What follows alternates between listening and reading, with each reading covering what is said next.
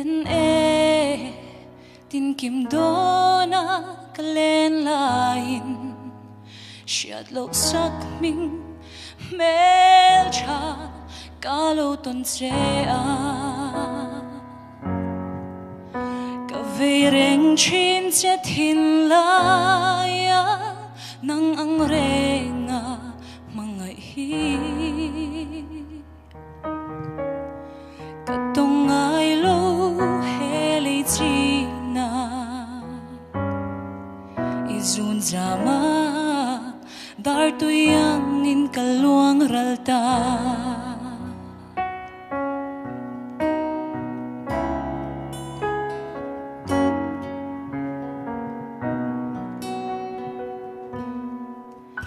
isak mel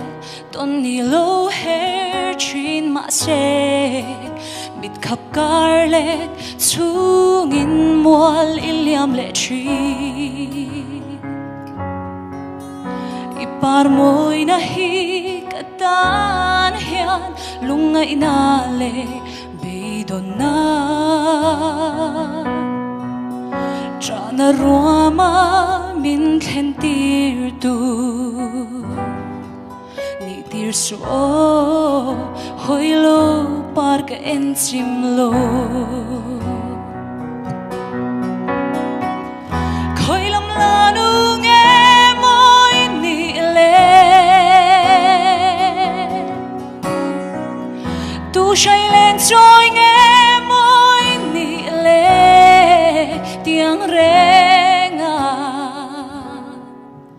kadon lung ruk min ti buai tu katong ai lo nang lo chu oh mel cha izun lenga renga na e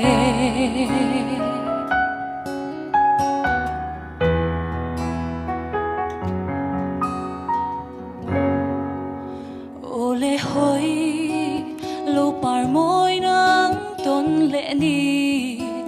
lo her chuak le thuai se kan sung thang vana kya sutin ka le ro lo ber sak mel moi le isak roa mangai na in lung chim te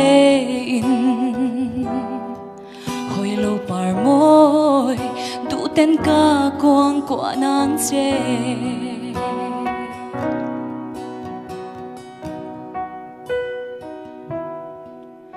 ka don lung ruk min ti boy tu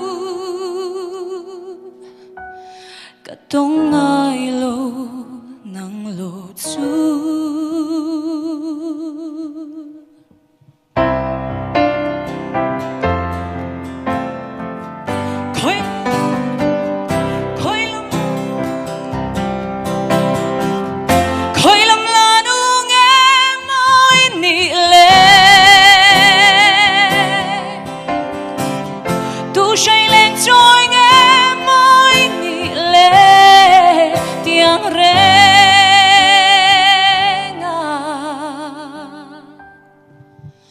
kadon lung ruk min ti buai tu katong ai lo nang lo chu